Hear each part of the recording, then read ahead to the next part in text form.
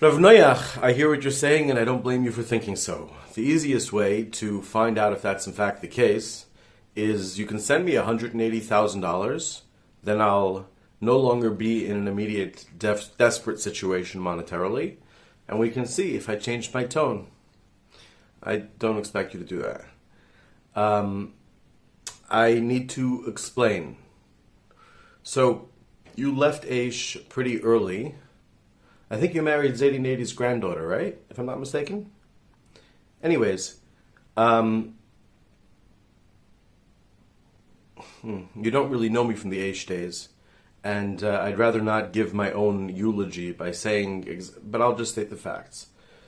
The facts are that on matters of Torah, Avodah, and Gemilas Chasadim, I don't think that there's anybody who knew me at Aish who would deny that I was unparalleled at Aish in Torah, Avodah, and Gemilas Chasadim.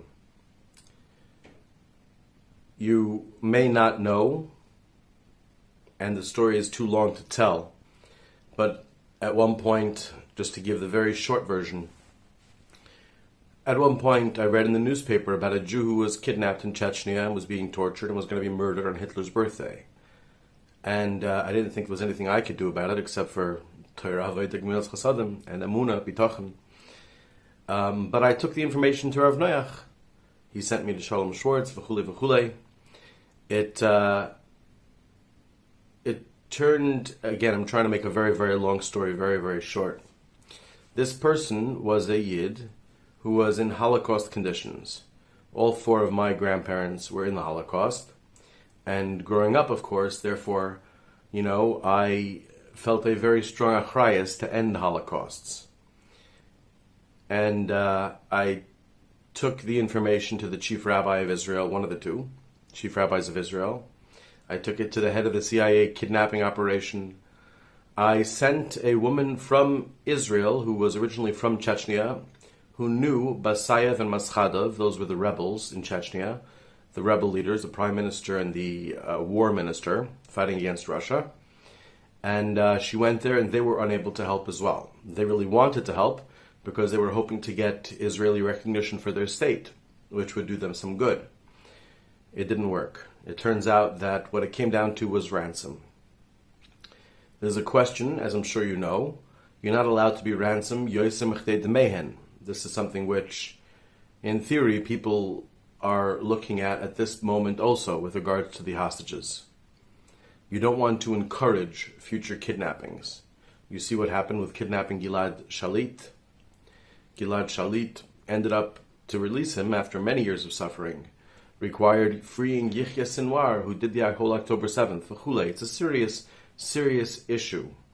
It's a matter where someone, a Yid, a brother of ours, of mine, of yours, is being tortured and is certain to be murdered and is living in fear and terror. And yet, in some circumstances, the right thing to do is to let him die, to be tortured to death, to be murdered on Hitler's birthday, April 20th, because otherwise it could encourage more kidnappings of Jews. This is a very serious issue. I was 20 years old, and certainly not one I could take upon my head. Plus, I'm extremely ADHD. I don't have a lot of great executive function, v'chule. This is not something that I'm really made for. Unfortunately for me, the Rebbeinu Shalom didn't give me any choice. Everyone that I took it to shrugged it off.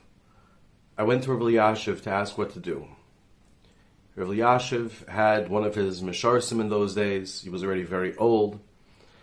A fellow who by the name of David Morgenstern. I usually try not to say people's names, but I'm mistaken. It's important at sometimes to say people's names, especially when I know that he was involved in other things like this as well. I wanted to make sure Rav Elyashiv understood me perfectly, so my Hebrew is not perfect. And he spoke English. I asked him to translate. Is this an issue of Yosem Chedemein, or should I raise the ransom? As if I know how to raise ransom. By the way, the end of the story is that I did raise the ransom, and Ad Hayom Hazeh, I have never had as much money for me, for my own self, as I have raised ransom for him, or other people that I have raised money for as well. In any case, but Rav Elyashiv gave the psak, no. Okay, so I was freed. I still suffered for that person, for Gilad Dadashev is his name. I still suffered for him, but I was freed from responsibility, except for the fact that I was there when David Morgenstern was doing the translation, and I could see how he influenced Rav Elyashiv. He told Rav Elyashiv, listen, he's asking but you can't do it. Okay, but what can I do? It was very difficult. So I went to various Rabbanim, and they said, listen, you got Das Torah, there's nothing else you can do. You got Das Torah. If God wanted differently, he would have said differently. Fine. A few weeks later, I attended in the Great Synagogue an all-night study session exactly on this matter of hostages. It was put together by some Dati Leumi group, and it was an all-nighter on this sugya, on all the sugyas involved. And I realized that in this case, it seems pretty clear that I am supposed to raise the money to save his life, and this is dinei nefashos. This is Holocaust. For at least one person, this is Holocaust, real Holocaust. His teeth were pulled, his fingers were cut off. We have the fingers. Whew. So I tried to go back to Rav Elyashiv. They wouldn't let. They said he already gave his psak. Someone said, go to Rav Scheinberg. He speaks English. You can speak to him directly. I went to Rav Scheinberg. I explained the entire thing to him. And he said to me, yes, you should definitely raise the money. He said, halavai. He was already very old. He said, halavai, if I were younger, I would help you. He said, I'm makana your olam haba. Those are the exact words he said. I'm makana your olam haba. Anyways, I still felt like, wait, but I got a negative from Rav Elyashiv. I don't know what to do. I'm not going to take the lives of Klal Yisrael into my hands by raising money for this person if it's the wrong thing to do. So I called Rav Scheinberg and I said, just so you know, I had spoken to Rav Elyashiv about it through David Morgenstern, and he told me no. What should I do? So Rav Scheinberg says, go back to Rav Elyashiv. At that time, when Rav Elyashiv was already being controlled by other people who were Kanoim, it was dangerous even for Rav Chaim Pinchas Scheinberg to be seen as disagreeing with Rav Elyashiv. He said, go back to Rav Elyashiv and don't tell him you spoke to me. Just tell him you speak Hebrew fine. Just tell him in Hebrew, in your own words, everything that you told me. Go through the sugya like you did it with me. Tell him everything about this case, everything about the halachas, the sugya, the gemaras, v'chulei. That's it. And I promise you he will change his psak. I promise you. So I did. I went back to Rav Elyashiv and they said, no, he already gave you a psak, he's not seeing you. But what was I supposed to do, Rav Noach? So I went into his car and I refused to leave until Rav Elyashiv spoke to me. And he had to be driven to Bukharim to give a speech. So they said, fine, sit in the back, whatever, And so I told everything over to Rav Elyashiv, and Rav Elyashiv he remembered our earlier conversation. And he said, yes, no, you should raise the money. I did not mention Rav Scheinberg, as I was told not to. He was freed on Pesach Day, on Leil Shimurim. He was freed on Leil Shimurim. I was 20 years old, and I'm a very, very, not very put together human being for the kind of world that runs today.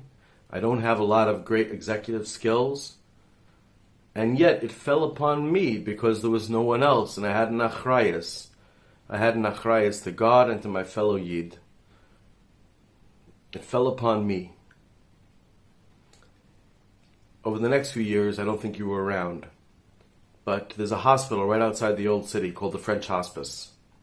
And there are people there who are dying. It's a hospice. They don't take care of people. They don't try to heal you. It's a vision of hell. It's a vision of hell. Just dying people. I organized for people from Aish to come with me to go cheer them up. It wasn't at first it was very difficult. I cried. How do you not break down crying, seeing people suffering like that? But then I chapped that's not right. Aleph, it doesn't help them. Beis, you're not supposed to be a martyr. Who says your blood is less red than someone else's blood? So instead, Baruch Hashem, I alighted upon the brilliant idea of enjoying making them happy. Of instead of focusing on their suffering, going there and singing and dancing ridiculously, making a fool of myself, borrowed some money to get them tape recorders, at least I'd have some music, some art on the wall, v'chulei. And I recently, during the whole COVID thing, when I was arguing that people were not really doing it for the old and whatever, I did the calculations. I spent over 2,000 hours there, in addition to all the other people that I got there. I really was at the top of Torah, Avodah, Gemilas Chasadim. And I did not think about myself. I assumed, I guess, I didn't give it much thought, but it just seemed obvious that either through some schar v'oinish method by Yahovah, by the big, the one in the Bible, you know who he is.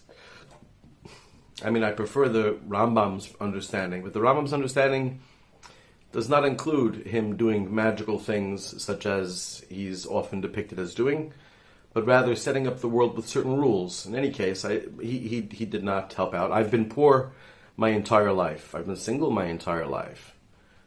Can't afford to take a girl on a date. I'm living now in Egypt. I can't even pay for this little hovel, tiny little room that I'm living in. I thought maybe nonetheless it works out in some karmic fashion.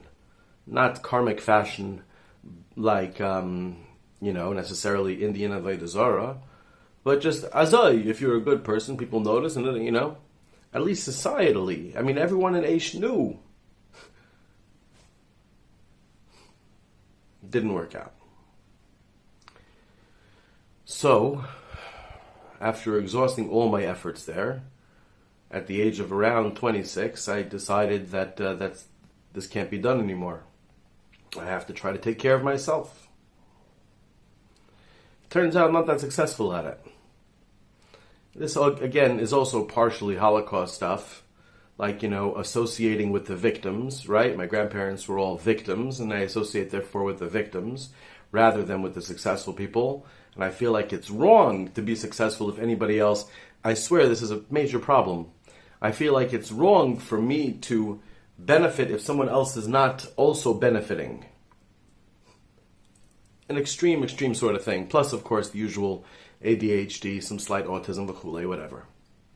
Plus, not having a college degree, and etc. Plus, at Aish, I had only one champion, Rabbi Noach Weinberg. I went to Aish because Rav Noach Weinberg is an Ish Emes, was an Ish Emes. That's what mattered to me most. Everyone else at Aish was not an Ish Emes. And most of the rabbis at Aish tried to get him kicked out over and over and over and over again, and Rav Noach kept punishing them and bringing me back. And eventually I decided I don't want smicha from Aish, even after going through the whole smicha program, getting the second highest score in the class, v'chulei. And I went to Rav Noach, I said, I just want a letter from you, so that I can speak before the people, so that I can speak truthfully and people will know that I know what I'm talking about. Credentials. A letter from you, smicha from you, saying that I know everything there is to know on this subject, and that I'm a rabbi. That's what I got. Anyways, long story short, a few years ago, I believe, it seems very likely that I was called back onto the field, whether by some conception of God or whether just by reality itself. I had always hoped that sooner or later I would stumble upon the right thing. I would stumble, as I would live my life over the last 20 years, in just the state of Shabbos, in just the state of realizing there's not much I can do. This is who I am. This is my abilities. I was forced onto the field. I was told, it's your time. This is what you got to do. And I have koiches in these regards. I was the Hasbara rabbi. Everything you know about Hasbara today is based on things that I wrote and based on things that I said. I was the Hasbara rabbi appointed by Rav Noach to go represent Jews around the world, to go speak to anti-Semites around the world, to explain our point of view, to hear their point of view, to correct misunderstandings. And there are other things as well. So, The one thing I could not do, although every once in a while I try this as well, is completely ignore my own needs. I'm not willing to be a martyr again. It's not right. It's not right. That's a Christian concept. It's not a Jewish concept. It's not me. I'm not willing to sacrifice myself. And this makes it somewhat harder. I guess it could seem like maybe it's all kardoim lachbar boy. I have specifically said that I'm not interested in tzedakah or rachmanas for my specific personal deep monetary requirements, because then it would seem more like kardoim lachbar boy. But maybe I should differentiate the two and ask for tzedakah for myself and separately for what I'm working on. Maybe what you're saying is that would clarify things. I don't know.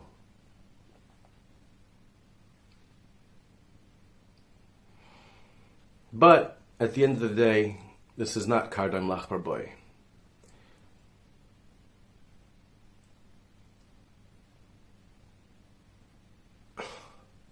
I don't know you, so I can't give you teichacha. So let me just give you teichacha as part of the world that you're a part of. I followed Rambam Hilchos Deis, Perek Vav Halacha Aleph. I find society to be false. I find society to be the opposite of Ahavta Recha Kamecha, the opposite of interested in MS. I find society to be completely false. I'm coming out of left field, therefore. Right now, I'm coming out of left field, really left field. And I don't know how to be understood. I'm just fulfilling my chiyuv.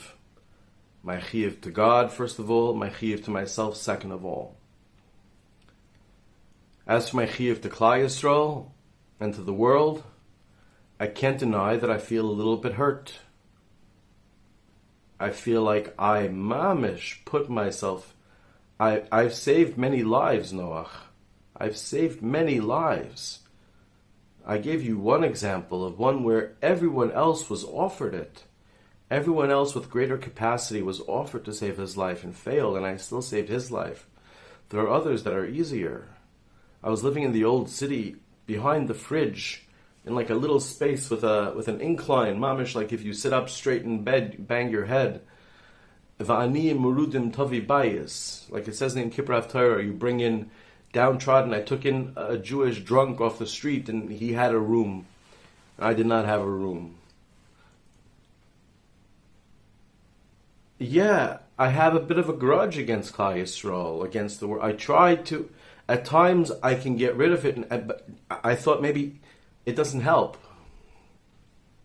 Nonetheless, I'm mamish trying.